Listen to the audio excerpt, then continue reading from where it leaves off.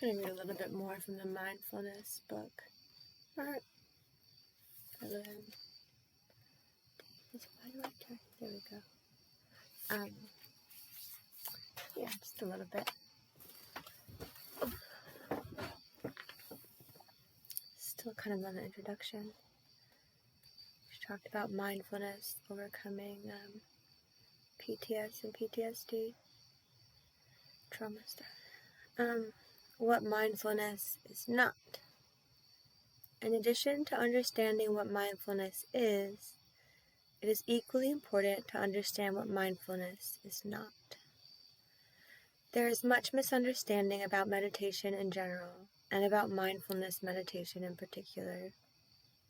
For instance, mindfulness is not aimed at clearing the mind of thoughts.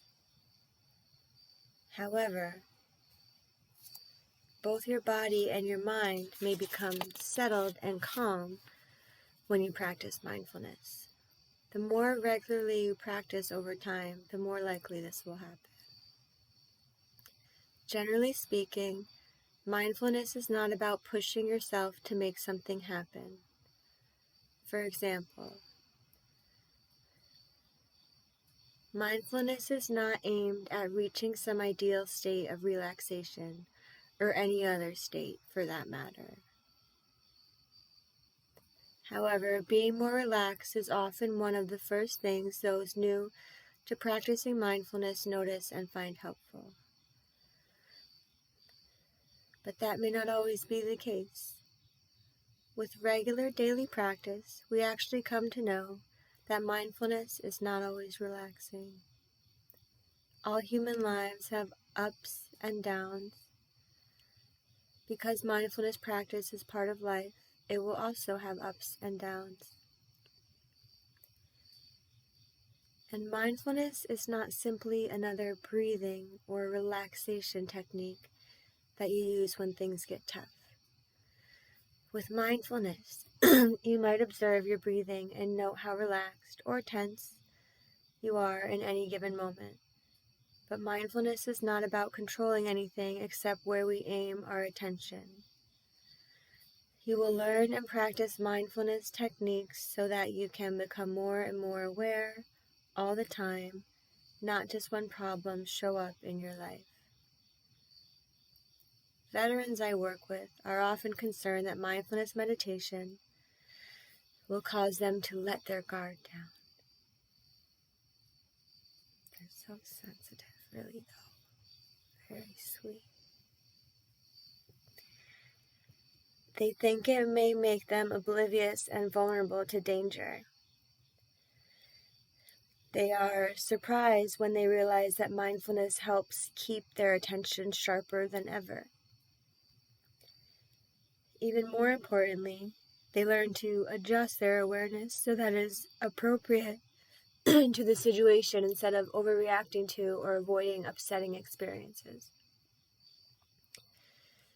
And most important, mindfulness meditation is not about trying to think and analyze in order to figure something out or solve a problem. We already do enough of that in Western cultures, and we do it pretty well. As in, not so good. Through mindfulness meditation, we are growing an equally important but undertrained and underused ability. This ability enables us to step back from thinking and doing. It helps us get in touch with our wisdom by simply being with ourselves, body, heart, and mind.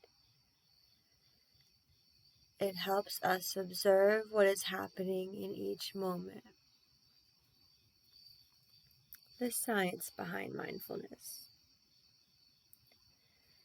After learning about mindfulness, you might now wonder, is there any science behind it? Research studies find that many benefits of mindfulness practice, such as stronger concentration, focused attention, and greater body awareness. Mindfulness practice also increases the ability to stay present with life experiences instead of avoiding them by time traveling in the mind or zoning out.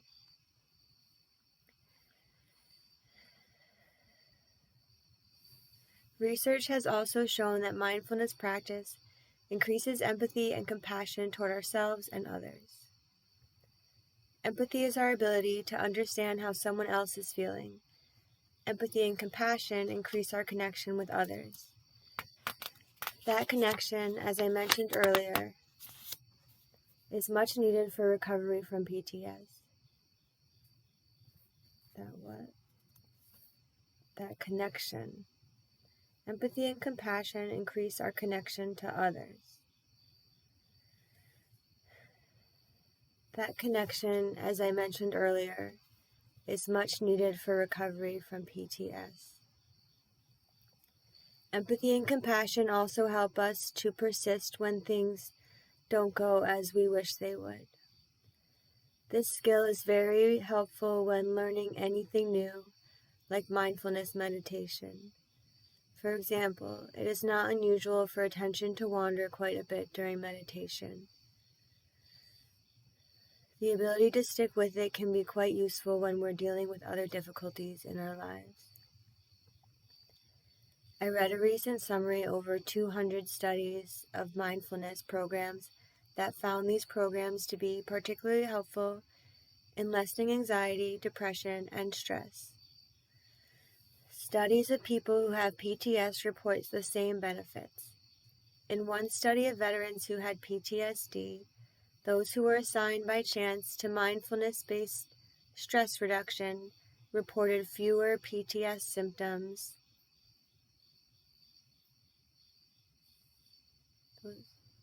Veterans who had PTSD, those who were assigned by chance to mindfulness-based stress reduction reported fewer PTS symptoms than those who were assigned to a program that focused on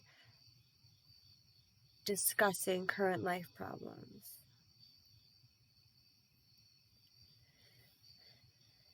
I'm going to fold that corner down because people don't understand that.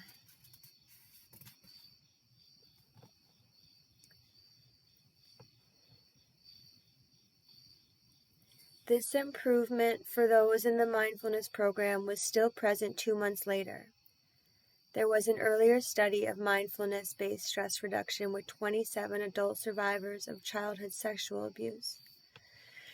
These people also reported significant decreases in PTS symptoms, especially avoidance and numbing. This was true both at the end of the program and 4 months later. That was in 2010, the other one was 2015. When I teach mindfulness meditation, people are often interested in what scientists have learned about how mindfulness meditation actually changes the brain in helpful ways. For example, those practicing mindfulness meditation have shown an increase in the size and activity of certain brain areas. These parts of the brain are responsible for positive emotion, empathy, and dealing with negative emotion. They are also part of both the emotional mind and the rational mind. It seems that one of the ways mindfulness meditation improves our mental health is by making new connections in the brain.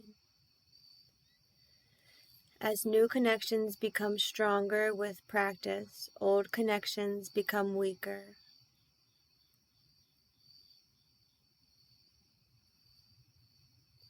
Such as those that are active when symptoms of PTS are present. As you now know, symptoms of PTS involve an overactive stress response. The dimmer switch is often stuck and ready for danger, and there is a tendency to misread and overreact to situations. I have summarized only a few of the growing number of studies of mindfulness and post-traumatic stress. The findings so far are good news for recovery from PTS. They may encourage you to learn mindfulness meditation. If you want to find out more about the science of trauma and mindfulness, see references.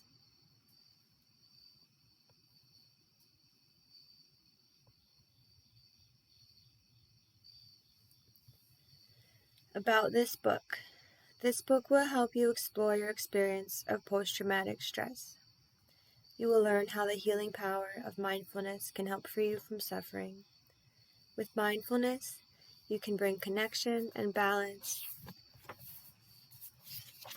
back to your body, heart, and mind. As a result, your own wisdom will emerge. I have observed this many times as I've taught mindfulness meditation to people who have PTS. Once they are able to get in touch with their own wisdom, they see more clearly what they need in order to heal. They also become motivated to move forward on the path to recovery. How to use this book. The best way to use this book is to work straight through it from beginning to end, instead of skipping around. There are important exceptions, however. Once you have read chapters 1 and 2, feel free to return to them often to review this important introductory material. Also, in chapter 8, the final chapter of the book, I share my thoughts about common questions and concerns that come up when I teach mindfulness classes. Refer to this chapter both early and often for answers to questions that are likely to come up for you. In this chapter, you've learned about post-traumatic stress and how mindfulness can help you recover from trauma. In the next chapter, the basics of mindfulness, I will explain the foundations of mindfulness practice and guide you through your first mindfulness meditation. Practicing the meditations in chapter 3 through 7 will help you reconnect with your body, heart, and mind. They will also serve as a powerful antidote to a specific group of PTS symptoms. I organize the chapters in a particular order so that information and mindfulness skills are gradually introduced. A slow and steady pace is best. I advise practicing each meditation for at least a week, before moving on to the next meditation. At least a week. I think we're supposed to savor it.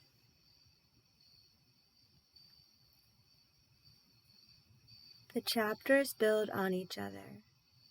You will begin with basic skills and then move on to skills that are more challenging. Post-traumatic stress symptoms that represent a particular area of disconnection are also targeted in a particular order. This way you will build solid skills before moving on. If you move too fast, you are more likely to become overwhelmed and discouraged. Chapter 3. Find solid ground focuses on the ready for danger dimmer switch that is stuck on and how to reconnect with your body.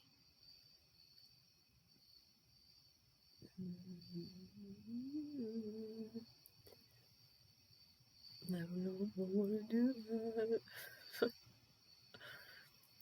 Fully engaging with your everyday experiences is the theme of Chapter 4. Value daily activities. In this chapter, we'll explore ways to approach everyday activities that are typically pleasant. The practices in this chapter will also help you reconnect with your heart. You will do this by noticing pleasant emotions as you observe everyday activities. These skills will give you an important foundation that will help you to relate differently to more distressing symptoms, such as changing in your thinking and feeling. The skills will also help you approach and coexist with your symptoms, rather than working so hard to avoid or get rid of them.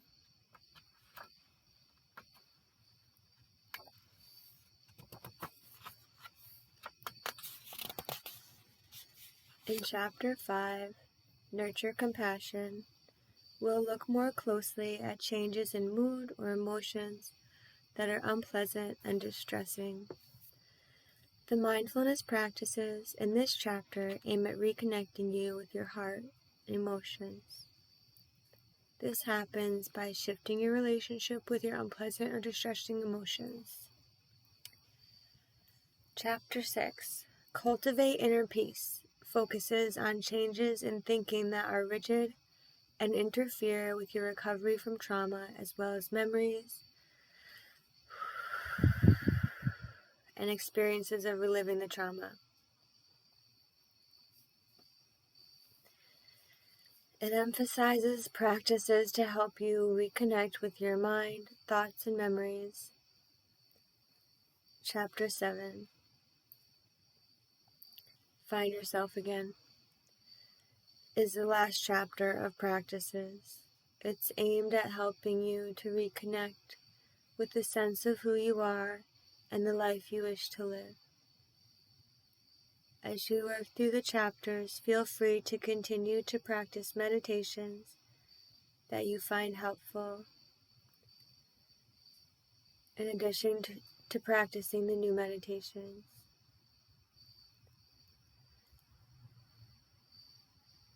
At least a week for each one in order. Once you have worked through all of these chapters in order, feel free to skip around as you wish to practice any meditation that you believe would be particularly helpful to you on any given day.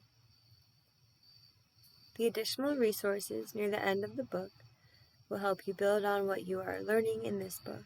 Also, feel free to read from references whenever you want to learn more about a topic. Always remember, though, that practicing mindfulness is more powerful than reading about it. In each chapter, you will find suggestions for adjusting the mindfulness practice to your type and level of symptoms. At the end of each meditation, you will find ideas about practicing the skills in your daily life. This important step will help you make small changes each day. The more you practice, the more you will see small things grow into larger changes. Down the road, you may be surprised when you notice the benefit of your practice. It may seem as if it happened all at once, yet it grew out of the small changes you made along the way.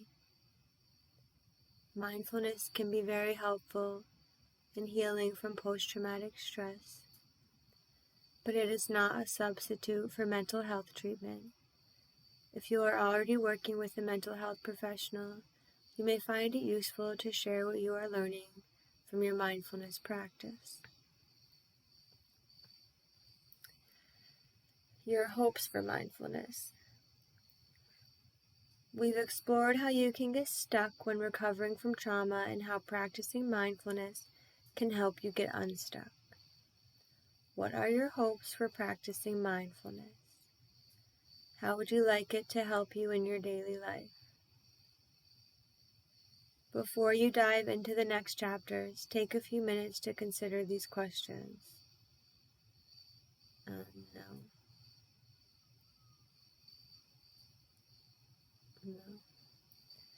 Record your answer on paper or electronically in your computer or smartphone. Then put your hopes for this mindfulness adventure on the shelf, so to speak. Being curious means being open to whatever might happen. What we expect shapes our reality. By looking for specific results, you may miss the unexpected. What you don't expect could be more valuable than what you think you need right now. You may already suspect that mindfulness requires strength and courage. And you're right. You have already shown strength and courage by surviving trauma, blah, blah, blah. Picking up this book is also an act of strength and courage. You are empowering yourself to take responsibility for your recovery. You are also embarking on a journey into the unknown.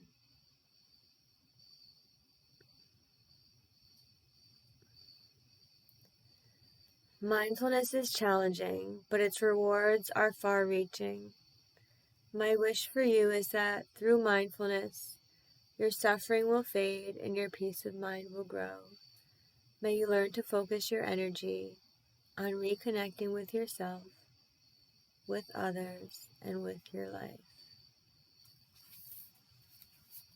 Right. That was chapter 1.